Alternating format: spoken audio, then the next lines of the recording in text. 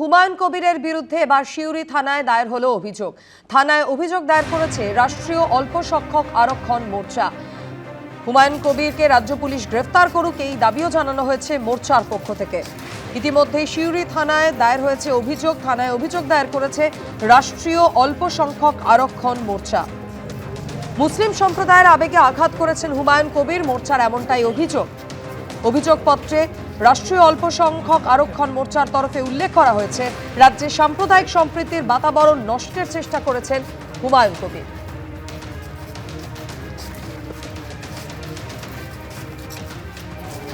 हमने हुमायूं कबीर के खिलाफ एफआईआर दर्ज कराई है, जो 0 एफआईआर दर्ज हुई है हमारी, और हम गिरफ्तारी की मांग कर रहे हैं। गिरफ्तारी इसलिए कि 1000 करोड़ की ये डील कर रहे थे और बाबरी मस्जिद जो देश के मुसलमानों की आस्था के साथ खिलवाड़ कर रहे थे, और उसी तर्ज पे ये इनका मकसद बाबरी मस्जिद बनाना नहीं था, इनका मकसद चुनाव लड़ना था और फासिस्ट ताकत को बढ़ावा देना था। हमने इससे पहले भी बाबरी मस्जिद प्रकरण को लेकर 11 फरवरी को मैदान थाना कलकत्ता में एफआईआर दर्ज कराई थी, जिसकी इन्वेस्टिगेशन रेजीनगर थाना में आ गई है।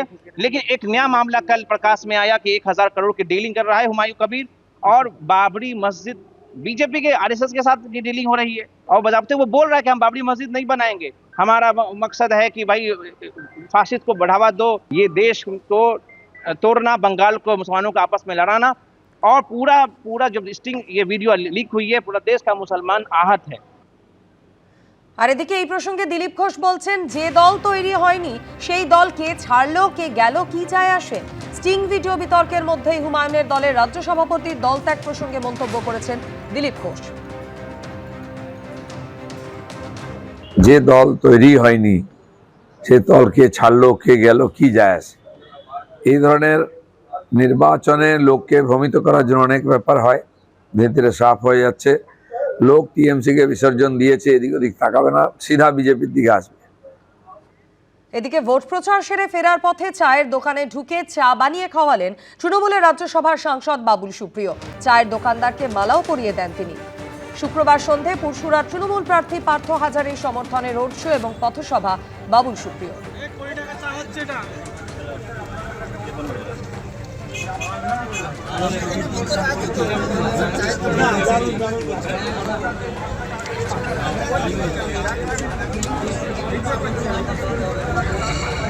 বাইরে পড়েনি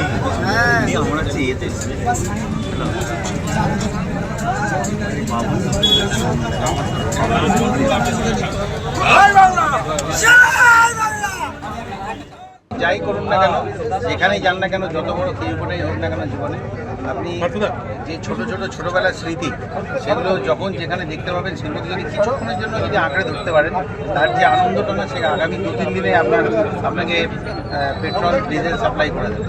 এই চায়ের দোকানের মধ্যে এইভাবে ঢুকে টিফিন কেক খেতে খেতে চা, আমার একটা ছোটোবেলায় ব্যান্ডেলের আমার সময় মনে পড়ে। এবিপি আনন্দ, এগিয়ে থাকে, এগিয়ে রাখে।